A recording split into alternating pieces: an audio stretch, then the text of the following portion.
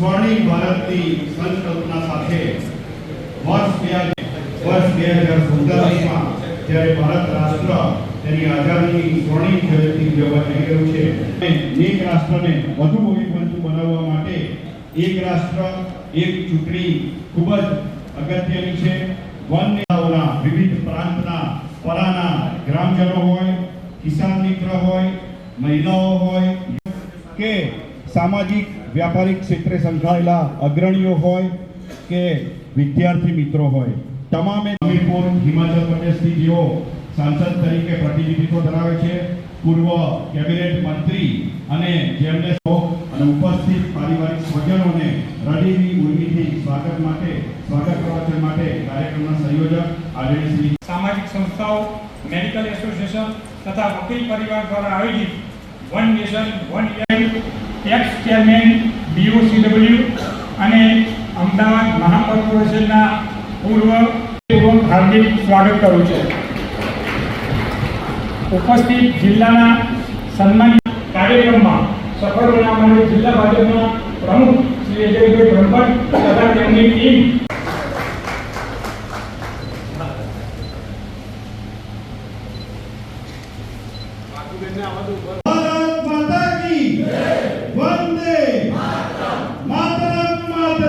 सरकारना director of prosecution deputy DOP आदरणीय श्री राकेशभाई राव પણ ઉપસ્થિત છે અને આપણા વડા આદરણીય શ્રી અનુરાગ ઠાકોરજીનું સ્વાગત કરશું.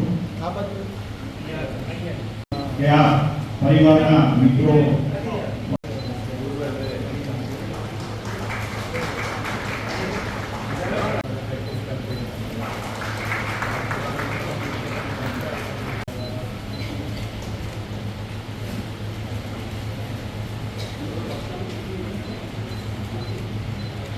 पूर्व अध्यक्ष और कार्यक्रम संयोजक श्रीमती नीलाबेन पटेल तथा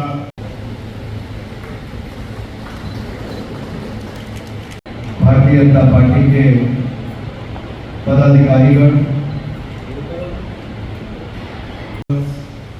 एडवोकेट, समाज के सभी ऐसे गणमान्य प्रतिनिधि, नन ऑफ द अबव, यही है ना नोटा. नोटा का एक अधिकार है कि आपको कोई उम्मीदवार की सर आज नडियाद में बड़ा कार्यक्रम वन इलेक्शन वन नेशन का कार्यक्रम कैसा कार्यक्रम आज क्या? एक राष्ट्र एक चुनाव, वन नेशन वन इलेक्शन, ये देश हित में है, जहां एक साथ विधानसभा लोकसभा के चुनाव होंगे और 5 वर्ष के कार्यकाल के लिए होंगे, और इससे जहां एक और खर्चा इलेक्शन कमीशन का भी कम होगा, पॉलिटिकल पार्टीज का भी कम होगा, कैंडिडेट का भी कम होगा, वहीं दूसरी ओर चंदा देने वालों को भी एक बार ही चंदा देना पड़ेगा.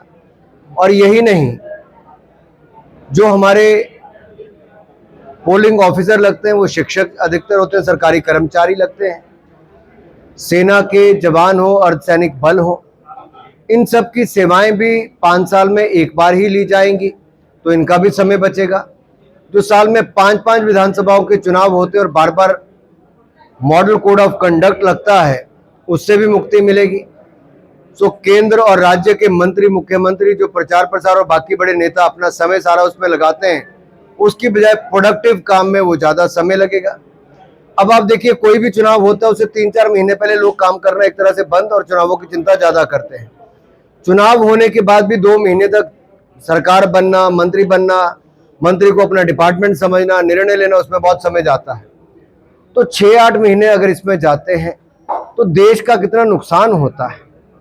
इस नुकसान को बचाने के लिए, देश की विकास को गति देने के लिए 1 नेशन 1 इलेक्शन ये राष्ट्र हित में है और इसको जितना जल्दी किया जाए, सर्वसम्मति से किया जाए, उतना इसका लाभ मिलेगा। पूर्व राष्ट्रपति रामनाथ कोविंद जी की अध्यक्षता में हाई लेवल कमेटी बनी थी। श्री अमित शाह जी, गुलाम नबी आज़ाद जी, हरीश साल्वे जी, ऐसे बाकी इसके सदस्य बने। 191 दिनों में 31,500 से ज़्यादा जो लोगों के सुझाव आए वो उन्होंने देखे। फिक्की हो, CII हो, पूर्व चीफ जस्टिस हो, जज हो, पूर्व चीफ इलेक्शन कमिश्नर हो, इलेक्शन कमिश्नर हो, राज्य के इलेक्शन कमिश्नर हो, इन सब से चर्चा की, पॉलिटिकल पार्टी से चर्चा की और उसके बाद ये निर्णय किया है एक राष्ट्र एक चुनाव लाने का। 1952 से 1967 तक एक देश एक चुनाव ही होता था। 67 में केरल में चुनाव हारने के बाद और बार बार सरकारें गिराने के बाद ये गति इसकी फर्क पड़ी, आगे पीछे चुनाव हो गए। इंदिरा गांधी जी ने 71 की बात हो या फिर बाद में इमरजेंसी लगाने का 75 में काम किया हो, तब भी चुनाव आगे पीछे हो गए। लेकिन 83 में इंदिरा जी जब प्रधानमंत्री थी तब भी इलेक्शन कमीशन ने कहा कि एक देश एक चुनाव होना चाहिए। 1984 में भाजपा ने कहा कि एक देश एक चुनाव होना चाहिए। स्थायी समिति की रिपोर्ट, लॉ कमीशन की रिपोर्ट में कहा गया कि एक देश एक चुनाव होना चाहिए। जो भी मिला, अधिकतर लोगों ने कहा कि एक देश एक चुनाव भारत के हित में होना चाहिए। वो कैसे संगठन से सर मिल रहा है, कैसा रिस्पॉन्स मिल रहा है? चाहे संगठन हो, समाज के अन्य क्षेत्र हो, स्कूल हो, विद्यार्थी हो, शिक्षक हो, समाज के अलग बुद्धिजीवी लोग हों, सबसे हम लोग बातचीत कर रहे हैं और एक वातावरण एक देश एक चुनाव का बनाने जा रहे हैं ताकि जन जन ये कह उठे, एक देश एक चुनाव चाहिए। कौन सी इलेक्शन इसमें इंक्लूड करने की अभी बात चल रही है, विचारणा चल रही है? लोकसभा और राज्यों की विधानसभाओं के चुनाव एक साथ हो और 5 साल की उनकी टर्म हो। बीच में अगर कोई सरकार बहुमत खो दे या सरकार गिर जाए किसी और कारणों से, तो शेष अवधि के लिए सरकार चुनी जाएगी। मान लीजिए कोई 2 साल बाद सरकार गिर जाती है तो उसको अगले सिर्फ 3 साल के लिए सरकार चुनी जाएगी।